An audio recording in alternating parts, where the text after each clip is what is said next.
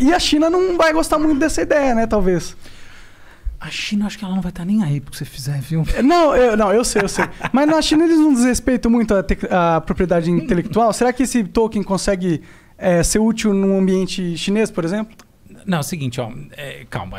A China, veja bem, a China, produtos chineses pirateados, pirataria de origem chinesa, na verdade não só chinesa, né? A pirataria asiática era um fenômeno do Ocidente, tá bom? Não vai considerar que lá na China as coisas funcionam igual. O que existe, é uma coisa muito interessante de se pensar, é que há uma tradição da cópia na China, tá? É outro assunto, totalmente diferente. Então, por exemplo, no Japão, uma diferença estética entre a China e o Japão é que no Japão a criação artística ela é muito valiosa.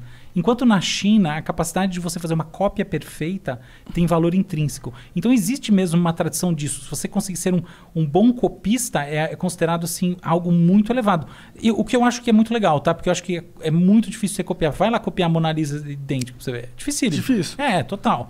Mas, enfim, isso é uma questão. Outra questão é a seguinte, na China existe um projeto, na verdade no mundo todo, mas está muito avançado o projeto chamado CBDCs, que são moedas digitais de Banco Central. A proposta, até escrevi disso na minha coluna lá no UOL, é sobre... O que é isso aí? É um ativo digital, pensa no Pix, agora pensa, na verdade, em toda a estrutura bancária usando uma moeda que é digital como se fosse o Pix, entendeu? Então, isso na prática é como uma cripto do governo. Então, por exemplo, você faz todas as transações com essa moeda que não existe, ela não tem papel moeda, entendeu? Ela não tem essa outra correlação. Essa cripto é descentralizada também, no caso do governo chinês? Não, no caso do governo chinês, no momento não, tá? Entendi. Por quê? Na verdade, ela vai ser, mas ela não vai ser totalmente. É o seguinte, você tem dois tipos de estruturas de blockchain mais convencionais. Um é a moeda efetivamente descentralizada, tá? Então, por exemplo, se você pegar um Bitcoin, tá? A estrutura toda do bloco, qualquer um pode baixar o blockchain do Bitcoin inteiro. É claro que ninguém faz isso, tá bom? Porque são muitos gigas, não tem sentido. Mas, teoricamente, você pode. Outra coisa é que você tem alguns grupos, alguns nós que chamam, que são validadores específicos, que fazem o processo de validação. Então, aí é uma arquitetura fechada.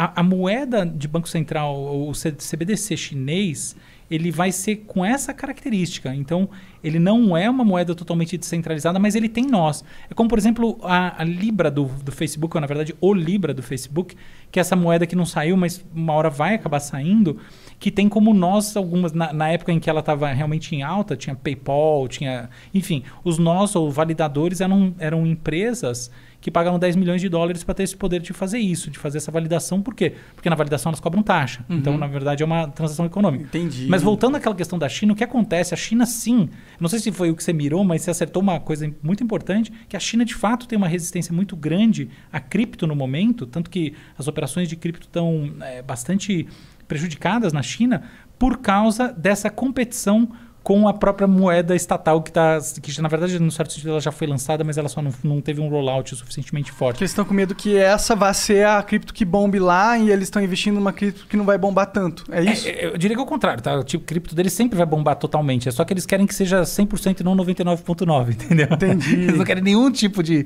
competição. Na verdade, nenhum governo quer, tá? Toda vez que um governo lança uma moeda digital, em geral, tende a perceber um movimento, tende a haver um movimento contrário à livre transação de cripto.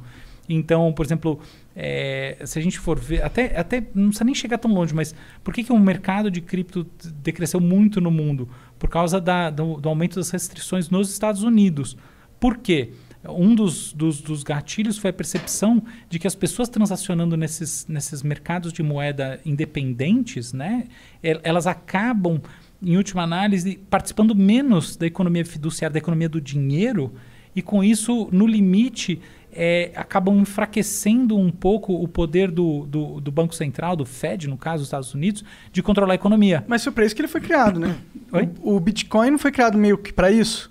Exatamente, foi criado para isso. Você falou tudo. Então, o paper original lá, o artigo original do Satoshi, fala exatamente disso, tá? De como uma moeda digital é capaz de se contrapor a todo um sistema, toda uma maneira do Estado controlar a economia. Por isso que tem um componente muito ideológico, eu diria até, num certo sentido, um pouco ingênuo, tá? No sentido legal da coisa, assim, tem sonhador, sabe? Acho que é mais a palavra, né? Que vem dessas comunidades de cypherpunks.